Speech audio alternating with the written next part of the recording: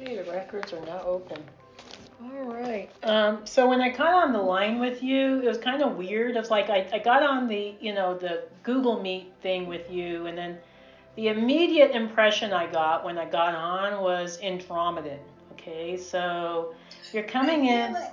You're coming in with this very strong Andromedan energy. Okay, so I do pick up Andromeda constellation initially.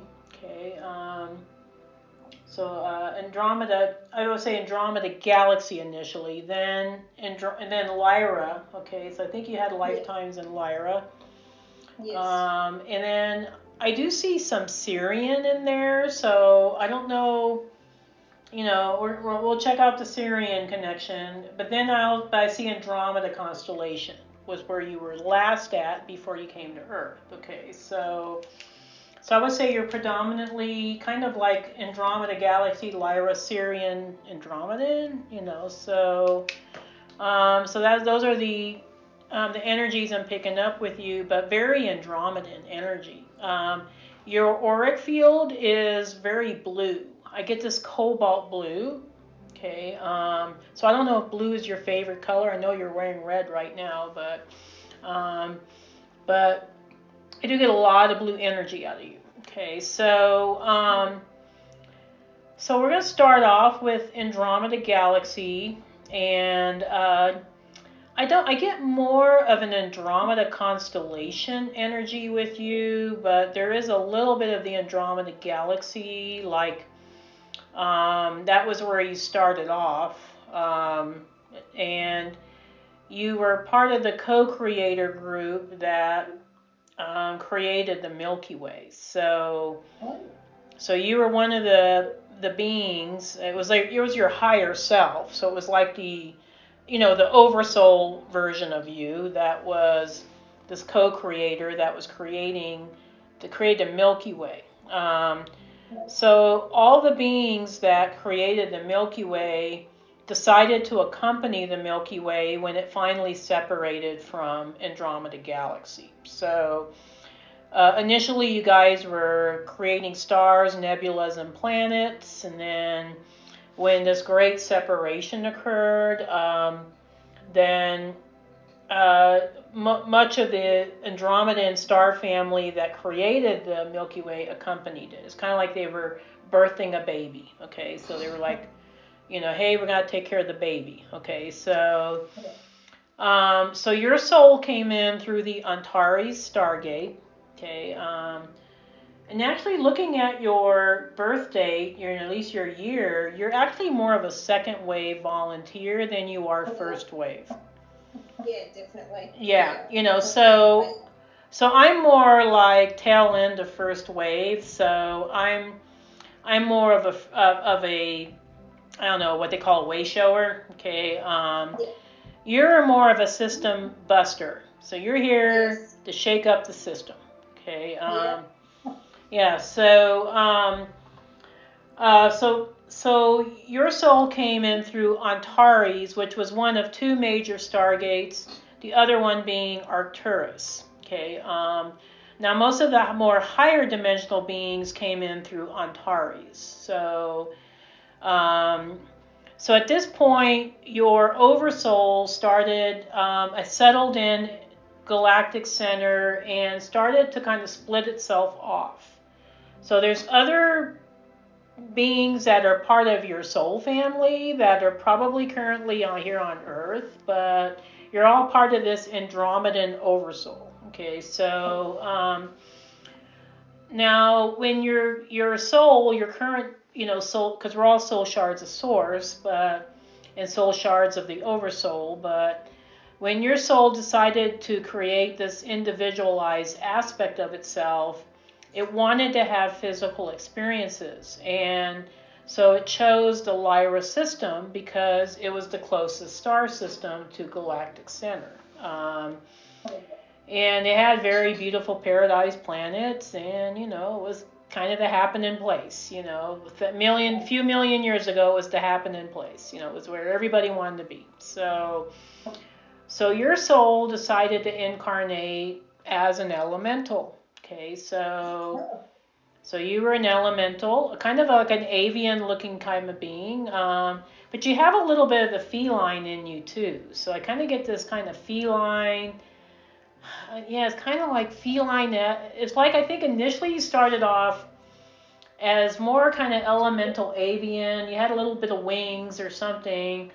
And then I think you got kind of bored with that and thought, you know what, I'm going to try the feline body type. See, and I think you liked the feline better. I think that was what you grooved with more. Okay, so so initially, so you think you had several lifetimes in Lyra. So I think Lyra plays very heavy in your soul history, where you've had a lot of influence from Lyra.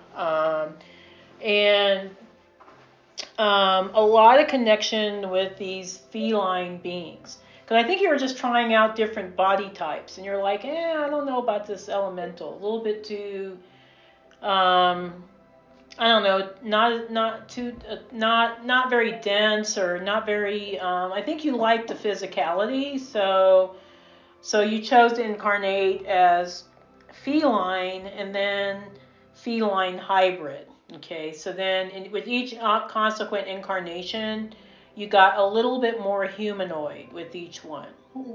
Yeah, okay. yeah. So, so cats and dogs and these types of beings are like family to you. They feel like they're your best buds. They're like they're like your family. So you have just one cat, or do you have several, or? I've got two. Okay, gotcha. And do you have any dogs or just the cats? Just cats at the moment, yeah. Mm-hmm. Yeah. Okay. So, the system that I see that you were in was Avion. Okay, so that's AVY. That's the planet. Okay, Avion. Within the Lyra system. So you have more of a connection with the white Lyran genetics than you do the Vega genetics. Yeah. And I assume that most of your genetics is mostly European based, or Yes. Yes. yeah. I have actually seen the Lyrans through meditation. Okay. Again, Yeah, you're very connected with Lyra. I mean, you're mostly Andromedan, but I do get this very strong Lyran energy with you. Like you've spent lifetimes there, not just one or two, but it was like you've been there since the very beginning. And you had existed in Lyra for thousands of years. So I mean, it was beautiful. It was perfect. It was, it was. I mean, no wonder beings didn't want to leave. Like it was great, but,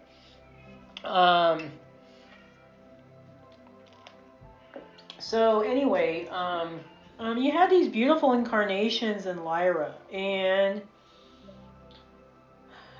kind of what I see with you is that you didn't follow the traditional healing path. Like I see with a lot of starseeds are healers. Like it's like they, the Galactic Federation says, "Who's a healer? Let's send you guys down to Earth," And with you, I don't really see that path. I see more like a visionary or a leader, or somebody that's more of like a manager, like a project manager that's kind of overseeing the whole experiment. So. So it's almost like you're an overseer of this Earth project. Like, I think that's why and you've done this in other systems, so you've always been kind of this overseer. So I see a very strong connection with galactic councils and the Federation, so we see, so I think you've had, and did you work in the corporate world in this lifetime? Yes. Yeah. Yeah, gotcha. Okay. And you're trying to make change within the corporate world because it sucks right now, or? No, I gave it up and went and became a teacher. So I want to break down the education system. Oh, very good. Very good. Yeah. Now I know in Australia you guys are super awesome, but your government is really harsh. I mean, it's like the government there is bad, like really bad. Yeah. So hopefully you guys can overthrow some of that. I think things are finally starting to happen in Canada, where I think the Canadians are finally letting go of some of their restrictions, but hopefully that happens in Australia as well. But and we don't have a great government here in the States either. It's pretty much a shit show. Okay, it's like it's pretty. I don't know. I almost think it's kind of like a big circus. Like they're playing this game, and it's all just it's kind of like the story or a game, and nothing's really real. Is what I get. So getting back to your story, So I'm seeing you associated with. Initially, you started off as sort of like a community organizer, and then you got appointed to a regional council, and then eventually to a planetary council. This was in Abion. Okay, so and I do see council member. So I do see, specifically not just like an advisor or a researcher or an admin person. You were like a member of the council. Okay. Now, interestingly enough, when this was like, I think, one of your latter lives, or probably the last life you had on Lyra before the wars started, but I do see that in that lifetime, you, I don't know, I'm seeing like a lot of opposition to the Draconian. So I think the Dracos know who you are. Okay. And they've been tracking you for millennia. Okay. So, because I think during that time in Lyra, when the Draconians were trying to take a stronghold on Lyra, you were one of the people that was in opposition, and you were very vocal about it.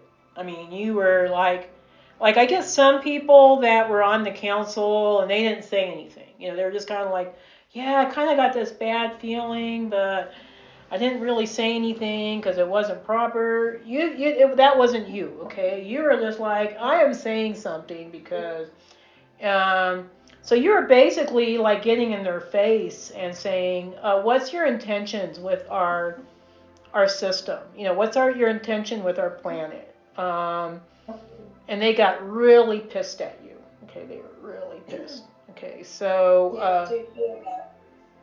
Yeah, and this has been like this, I don't know if you want to call it a rivalry or like a conflict that has been ongoing for millions of years. Okay, millions, so they've been tracking you. They know that, and I think there was something about you that you were able to see through their deception. So I think part of what Draconians do is they can make the shittiest the shittiest situation sound really awesome. Okay, and they kind of do it through brainwashing a little bit. Yeah.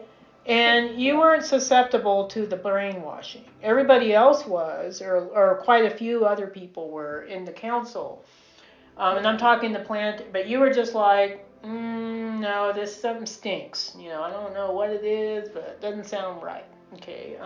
And I think what got you suspicious was like, why all, we've been existing next to each other for thousands of years. Why are you interested in us now? Okay, like why now?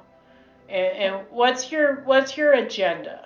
Because this is not just a goodwill kind of thing, I mean, and so I think your bullshit meter works really well. Okay, so, and I think even in this lifetime, you can smell through a deceptive situation or a bad situation really easily.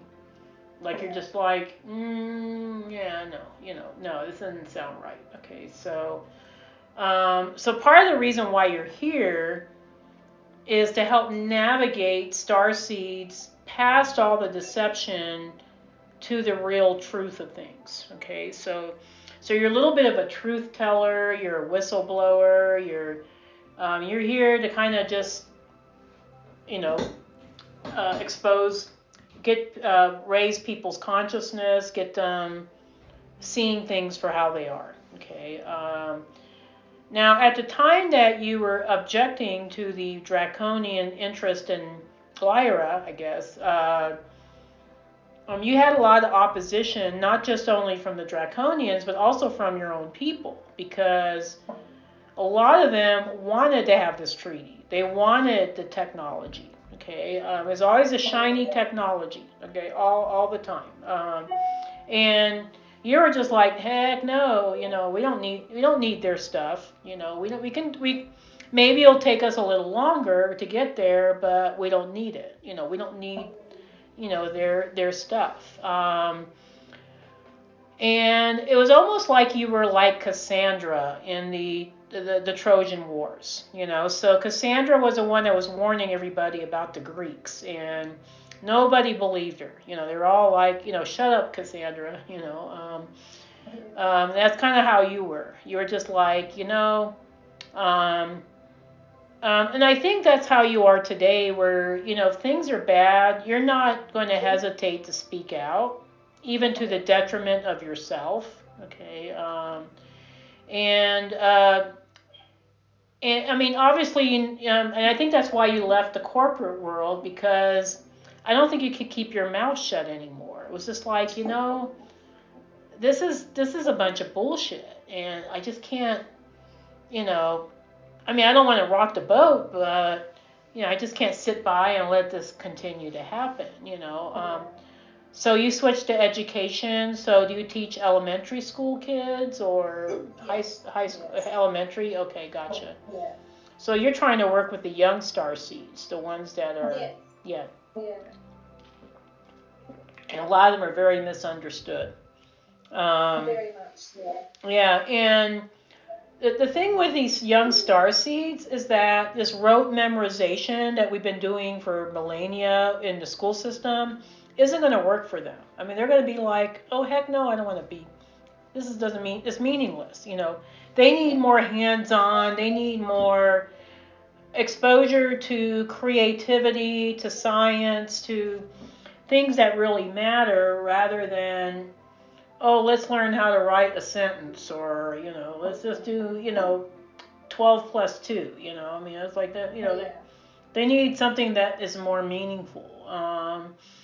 So it's kind of interesting that before you worked in the corporate world and you're just like, what, I can't work with these adults, they're too far gone. I'm going to try to get them when they're still young, so I'm going to try to, help support these young starseeds. So you had, I think, some interesting things going on in Lyra, because after shit hit the fan, I mean, I think you had this sinking feeling that, oh geez, my worst fears are coming true. Like I'm kind of getting the sense of, gosh, this is, I was hoping this wouldn't happen, but it's happening. And I don't even think you could have fathomed how bad it was going to be. Okay. Avalon was the worst hit, but Avion got hit pretty bad too.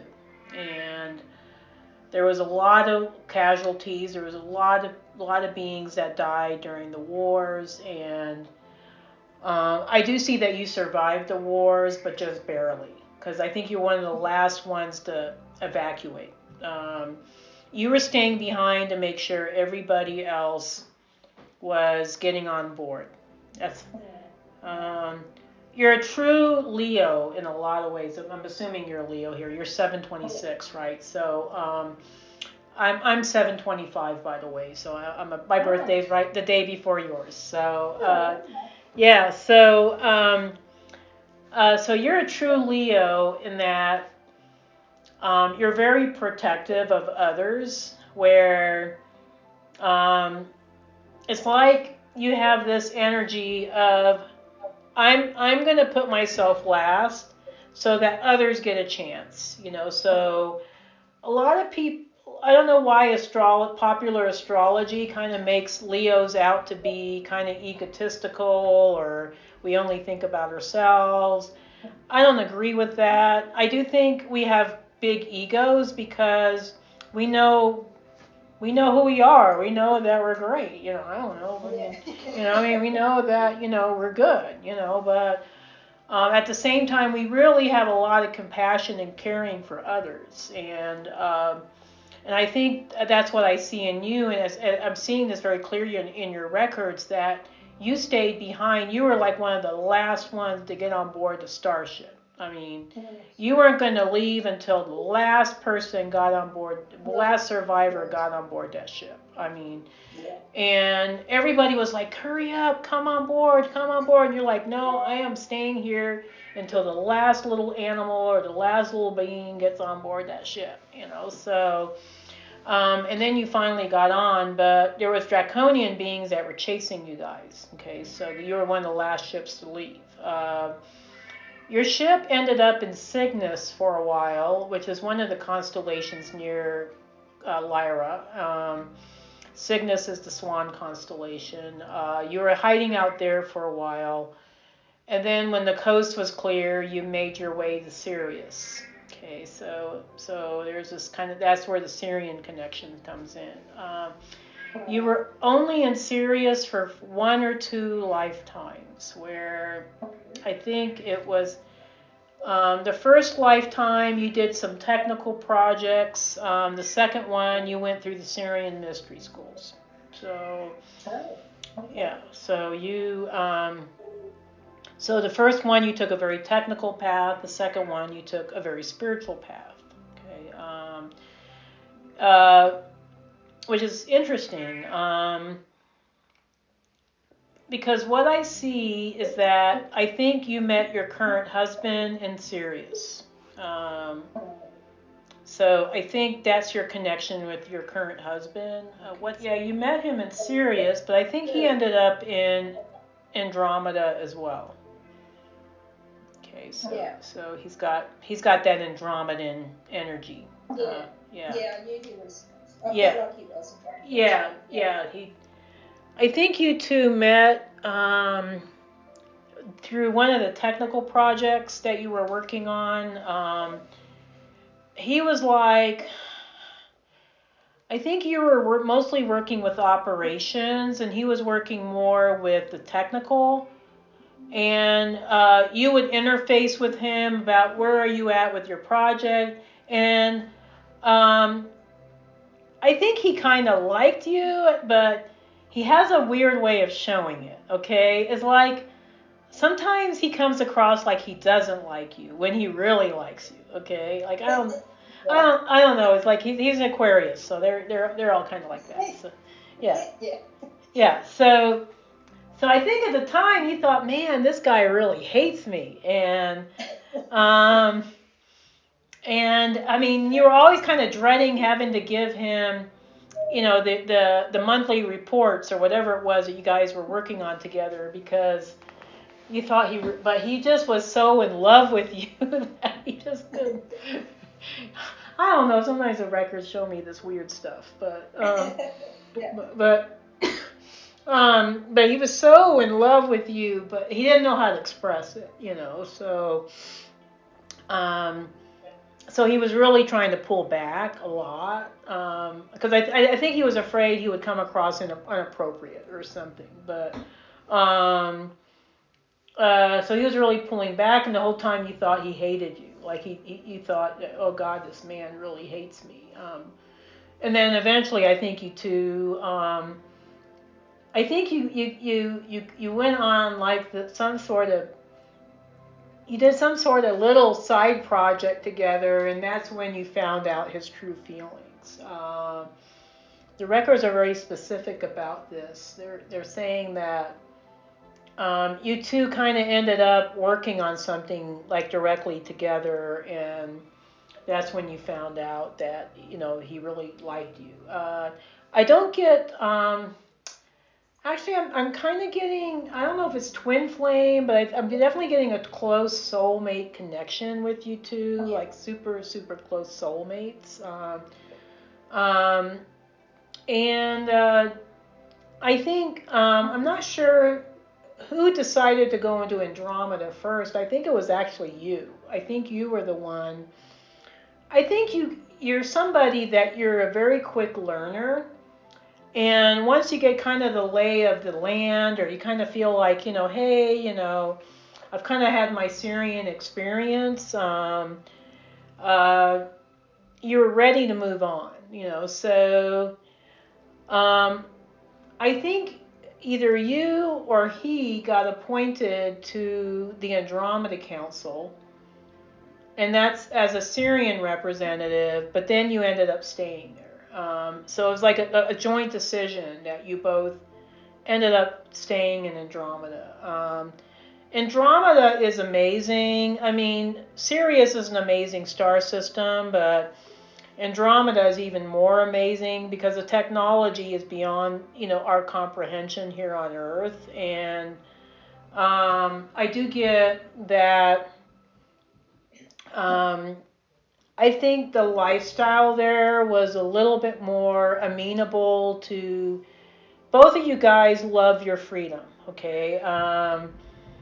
And I think in Sirius you felt a little bit restricted with all the traditions and the rituals, and everything there was kind of a process. In Andromeda, it just seemed like things flowed right really quickly, So,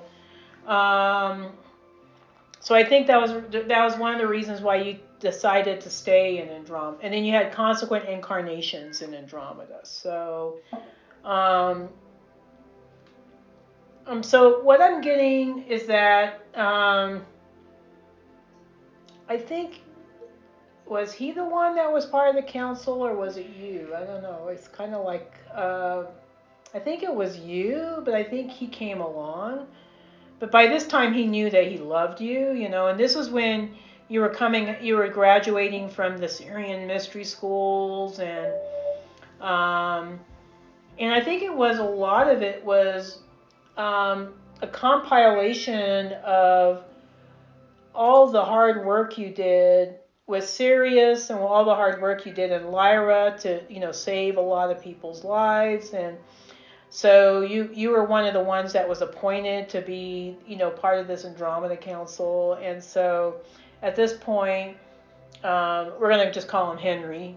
Henry, the soul that was Henry, decided to follow you, okay, to Andromeda. He ended up, I think, working with the Andromeda branch of the Galactic Federation, and you were involved with the Council. Okay. Part of your mission with the Council was information and communication. So part of what you do as a soul is you disperse information. Okay. So I don't know what you used to do in the corporate world, if you were in finance or HR, or I don't know. But what I get with you is that you're an educator. Okay. So you're here to teach. You're here to be a spiritual guide, a teacher, and to help people to activate them. Okay. So to get them on their path. And you have like some sort of specific skill sets that I don't see even with a lot of other starseeds from Andromeda. It's almost like you have kind of the Syrian Andromedan blend. So unlike a lot of Andromedans, you're probably come across a little bit more practical. I don't know if that makes sense. Yeah, like a little bit more down to earth or practical, but there's still that very Andromedan energy. And you're very kind of forward thinking with technology, and with, with, I think, higher level spiritual concepts. I think you were trying to implement that in the corporate world, and you ran across resistance at every turn. So it was kind of like you gave up, like you said, and you just, you know what, I'm going to work with the kids. You know, they're more open. You know, they're more open to this new information. I think with the corporate world, I think the financial system is going to have to fall first, and then I think there'll be changes. Okay. I don't see. I mean, I see slowly. There's, you know, in some corporations, there's, you know, there's some minor changes here and there, you know, that are positive, but it's very slow. It's still very much a patriarchal system. It's very hierarchical, so that's not going to change anytime real soon. But I think it's almost like the outside system has to change before the inside system changes. So your mission actually was to work with adults. Yeah. But missions can change. Okay. So I think initially you were supposed to be educating adults here on Earth, but like I said, they were super resistant to it. So you ended up having to work with the kids. Okay. I do think eventually you're going to start working with adults again once they become more open and more activated. But I don't see this happening for another, I don't know, the guys are saying 3 years. Okay, so but I think what'll happen is you'll continue to work with the kids. So I don't see you abandoning your educational path, but I see you offering like side courses in spirituality for adults. So what did you used to do in corporate world? Were you a communicator or? Yeah, I was in IT, but I was in senior management. Yeah, gotcha. Okay. Information technology. Yeah, gotcha. Yeah. But yeah, managing lots of people and creating new systems and designing new systems. Interesting. Yeah, because the records are showing me that you're very in tune with, even though that's not your great love, because you spent so many lifetimes in Andromeda, you know the IT, you know the technology inside and out, but it's not your great love. I mean, you're just like, it's I'm good at it, but it's not like. And I think part of your frustration was that the technology is very antiquated compared to what you were used to in Andromeda. Where. So I do see that you actually love teaching about spirituality. You love helping people, guiding them on their spiritual path. I can see you being like a spiritual coach or a spiritual mentor of some sort, or teacher, maybe even a hypnotherapist, because I do see you work really well with psychospiritual healing. But I don't see you as a traditional healer. That's the thing. So I think you heal more through your teachings or your words or your writing or whatever that you're sharing this information. Because I think when you were connected with the Andromeda Council, that was the sub-council that you were connected with, was the Communication and Information Disbursement Council. Okay, so yeah. Now I do see that you worked with the Orion missions for a while, and that's where you had that incident with that reptilian. Okay, because they've been tracking you for a while. Okay, they figured, oh, she's coming to Orion.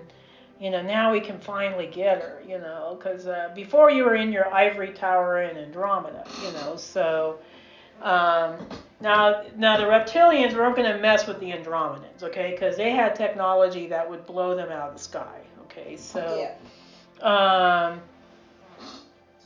So they were waiting for you to get involved with, the Galactic Federation in Andromeda.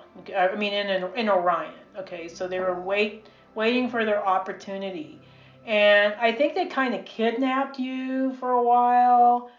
I don't know. I'm just seeing this wild story where you got abducted and taken away, and then there was all this negotiation between the Federation and the Empire on what they were going to do with you. Okay, and they were threatening to kill you. Okay, so. So the reptilian beings wanted to just kill you, but then they kind of kept you alive because they were hoping to get information out of you, which you weren't giving them. Okay, you were just like, oh heck no, I'm not giving you any information. So you were tortured,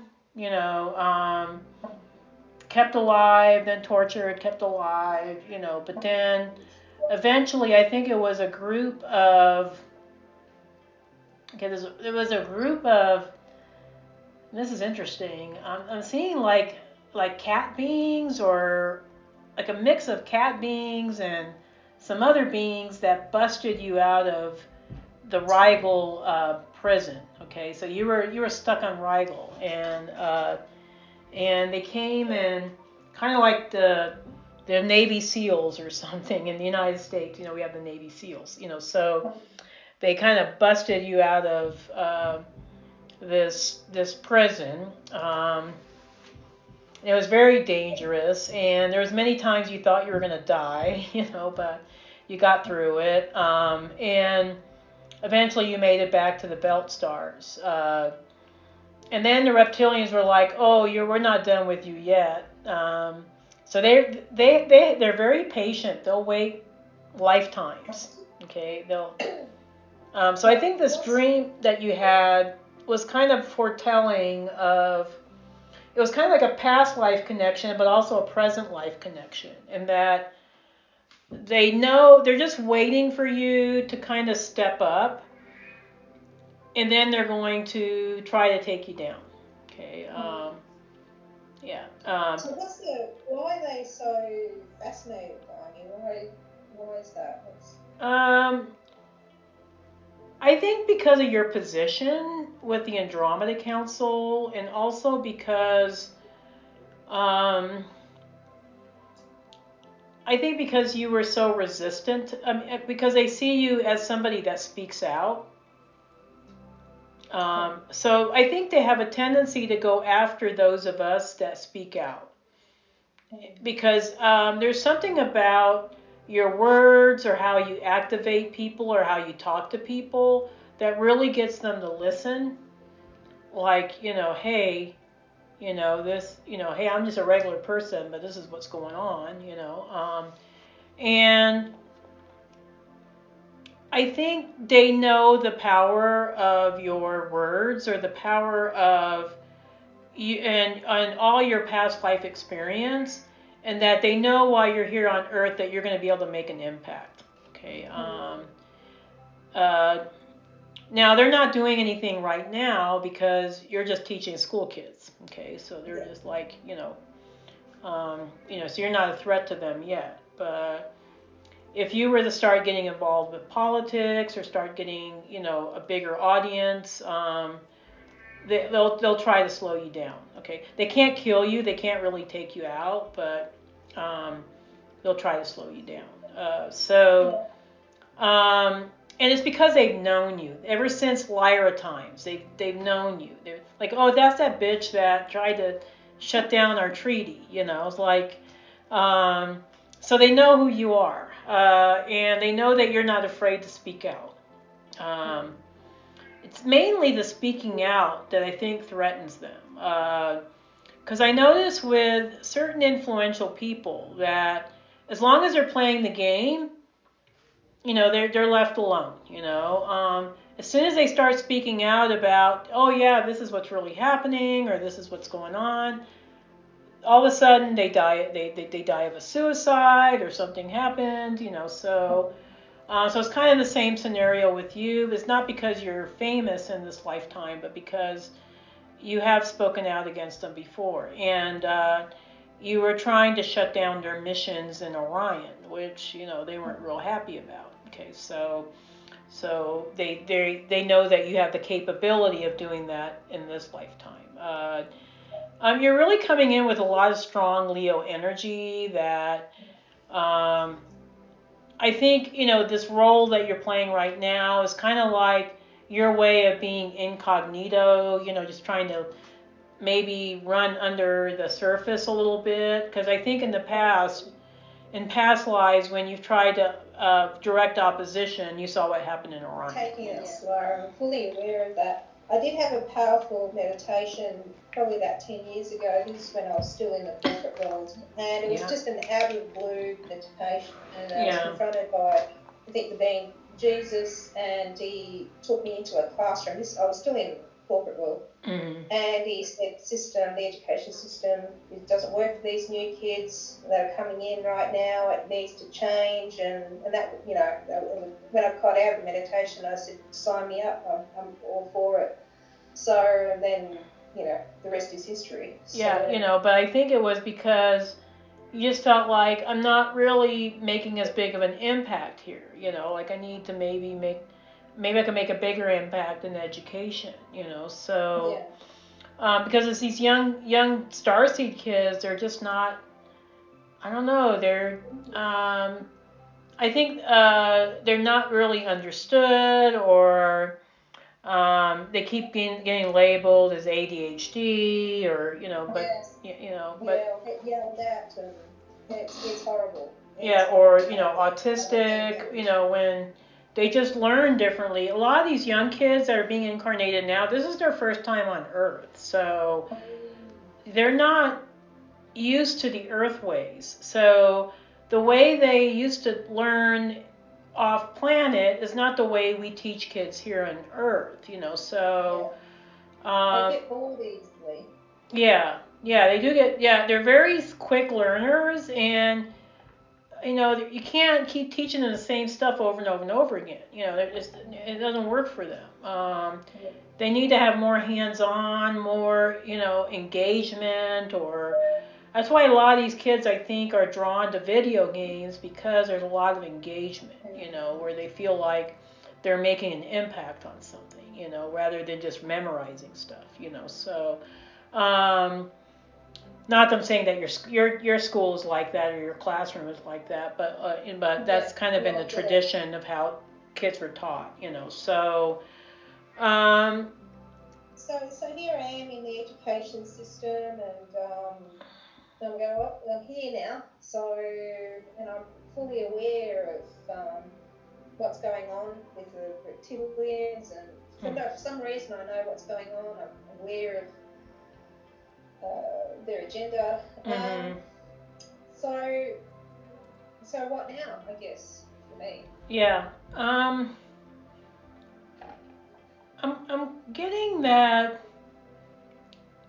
I think you're still going to be in the education system, so I don't see you like picking up and changing that. But what I do get is that I do think you're going to start sharing information with the masses. Okay, so I don't know if you're going to do this through YouTube or through video, a vlog or a blog, or or something. I don't know if you're just going to start a blog of some sort or a radio show, or so, because I'm still getting this communication thing with you. So and I think you're initially just going to share information about spirituality. I also get that you're going to be writing some children's books about spirituality, where you're going to be taking high-level spiritual concepts and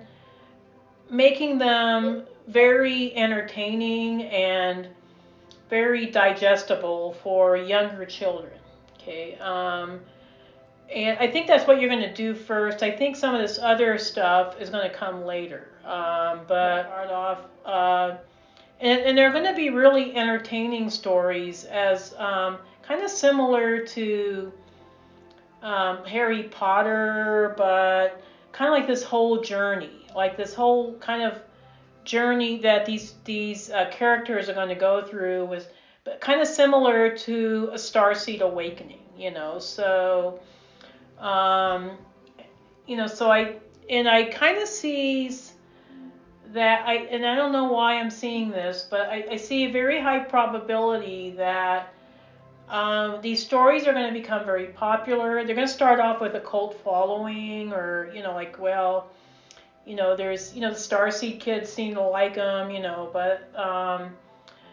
but then I kind of see this opportunity to turn it into like a TV show or a story or a movie or something. Yeah, so it's going to kind of take you far, is what I'm seeing, farther than you think it would. And I'm not sure if it's going to be like for really young kids or if it's going to be for older kids. So I'm not real sure yet what direction it's going to take. But it's going to be this kind of whole journey with starseeds and kids going through different levels of awakening. Kind of similar to the story of the Airbender. I don't know if you ever watched those movies, but it was kind of like an animation series, and then they made like a live movie. But The Last Airbender, that's what it's called. The Last Airbender. The Last Airbender. Yeah, watch those movies if you haven't watched them, or those. Because within this journey, it's this young kid that kind of goes through. He's trying to discover who he is, because he's forgotten. Okay. But he's going through all these spiritual, lessons or activations, and a lot of it is like chakra building or getting tapped into your intuition, and I mean it's really beautifully done. I actually think the animation series is almost better than the movie. But so you might want to watch both and just kind of compare and contrast. But just because I think there's more character development because it's a series of animations. But what I loved about it, it's very entertaining, and the characters are very relatable.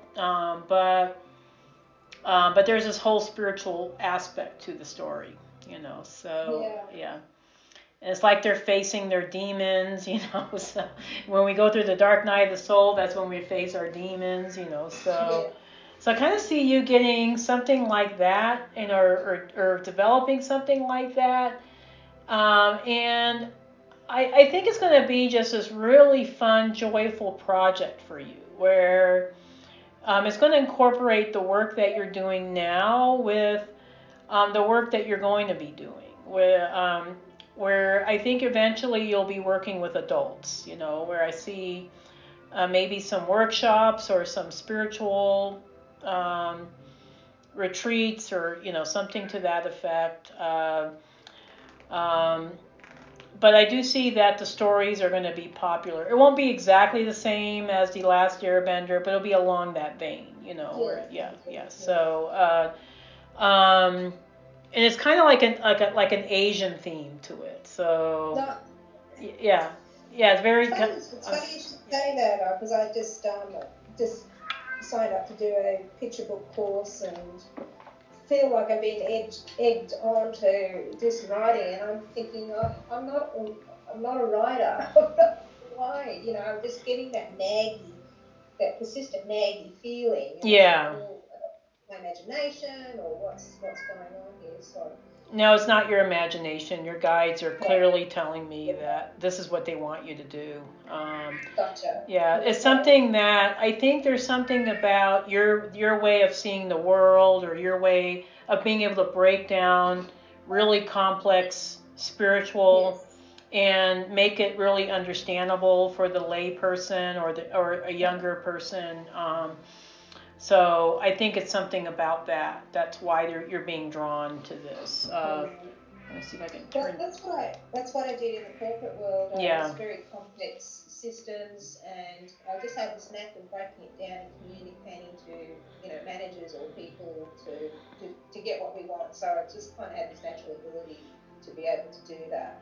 Yeah, it's the skill sets that you come in, and you've done this in other star systems, so it's not just here on Earth. Speaking of Earth lives, you're very connected with Lemuria, so you're more of a Lemurian soul than you are an Atlantean soul, which is probably why you ended up in Australia. It's almost like you did a full circle, like you started off in the Pacific Rim, and now you ended up in the Pacific Rim. So I'm kind of getting this is probably your last lifetime here. Like you've come full circle with your Earth walk, and now you're just going to ride off into the sunset once your mission here is finished. I see you most likely returning to Andromeda, because that's the star system I think you most connect with for now. Eventually, I do think you'll return to Lyra, but when we rebuild Lyra again, I think that is going to happen in the future. But I think you'll get involved with that project. But I do see highest probability you'll return to Andromeda. Okay.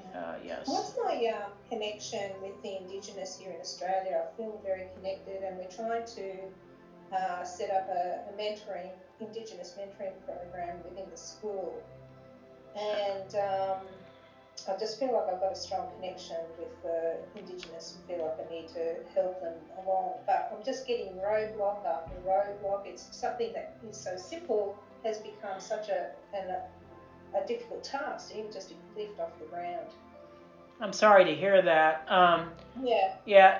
What I'm picking up is that the Indigenous here in Australia, they're descendants of ancient Lemurians, and you had a past life with Lemuria. You used to work with them in the past. Okay, so these people, they've maintained the old Lemurian ways. And I think the reason why there's roadblocks is because if they rediscover their power and they re-implement Lemuria, ancient Lemuria, the system's going down. Okay, so yeah, so I think I think the reason why they don't want you working with them is because with these Aborigines, you're going to be reactivating Lemuria, which is going to bring Earth to the 5th dimension. Oh, gosh. So this is a really important project. It is. We're not letting it go. Yeah. Obviously we're a very small group of us, but we'll just sit and go, why are there so many people that just want to just get in our way? It's just incredible. It's because these people are with the dark, and they don't want you to be successful with this project for the reasons I mentioned.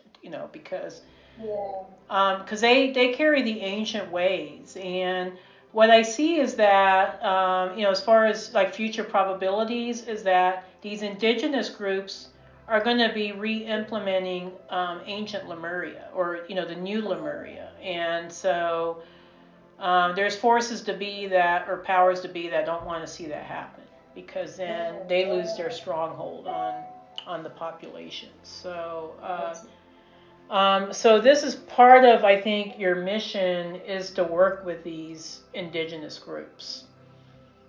Yeah. Wow, that's amazing. I'm just I think if you're able to get through the roadblocks, and your guys are telling me just to be patient, just kind of chip away at it. Okay. Yeah, they're saying just chip. Apply for grants. We've got money. We're trying to get it going.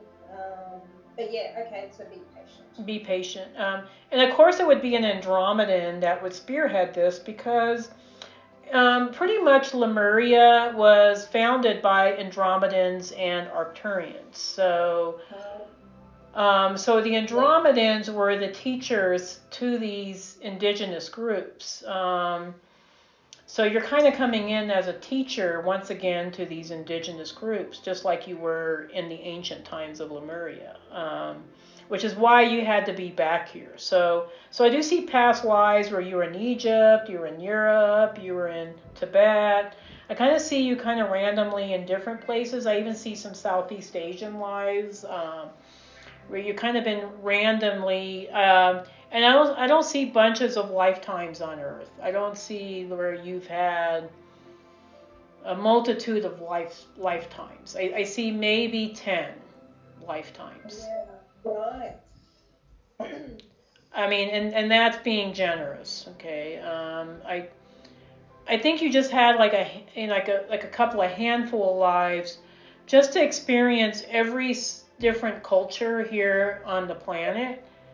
That was, I guess, connected with your genetics, because you are coming in with Lyran and Andromedan genetics, you know. So I don't necessarily see African lives other than the Egyptian connection, and I don't necessarily see Middle Eastern, but I do see Far East and Europe. Okay, particularly the UK for some reason. UK. I think the UK was an Andromedan colony at one time. I see very much a lot of Andromedan influence in the British Isles for some reason.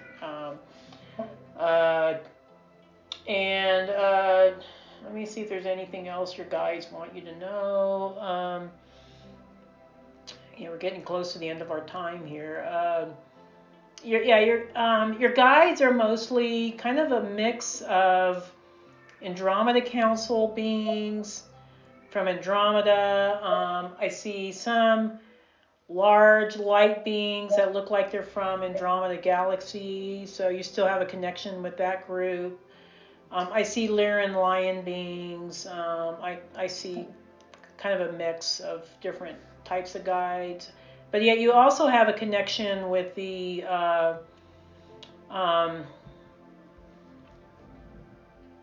I want to say the Ascended Masters. That's why Jesus came through for you, because you spent time at the Syrian mystery schools. So you're connected with Saint Germain, you're connected with Hilarion, with Cthulhu, with Mother Mary, Jesus, Buddha, all of them. Okay, so Krishna, all of them.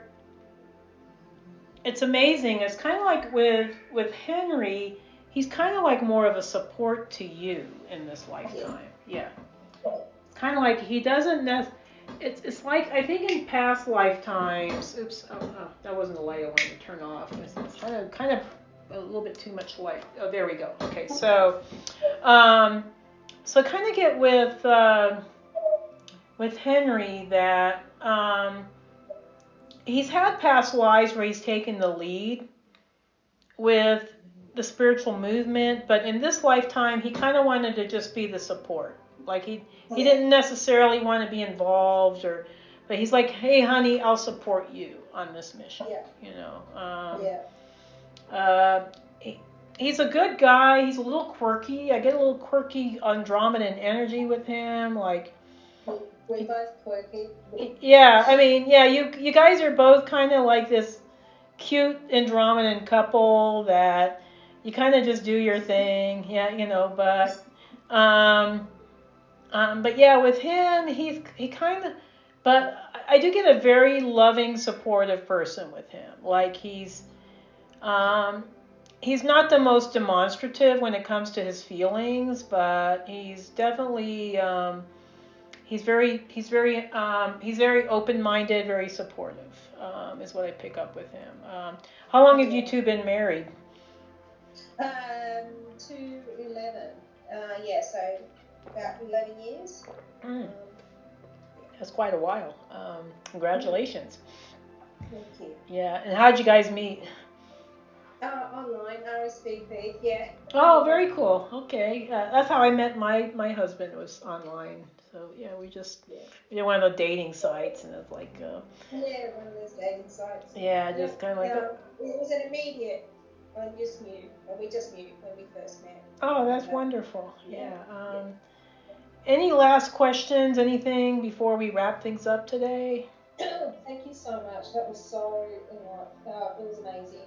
I especially wanted to know about the Indigenous thing because it's a big part of my life and a bit of part about my passion at the moment. Oh, that's a big mission. That's going to have ramifications beyond even what you can imagine, is what I'm getting. It may seem like a small project right now, but it's gonna, I don't know, I see it kind of spearheading like a lot of activation is what I see. So that's why there's roadblocks right now, because I think there's bigger forces at play that don't want to see this happening. So which is why you had that dream about the reptilian trying to capture you and stop you. Okay. So some of that was actually on the astral realm. So So well, if there's not anything else, I'm going to go ahead and do a closing. Yes. Thank you so much. I'm going to do a little closing prayer, and then we'll wrap it up. I would like to thank the masters, teachers, and loved ones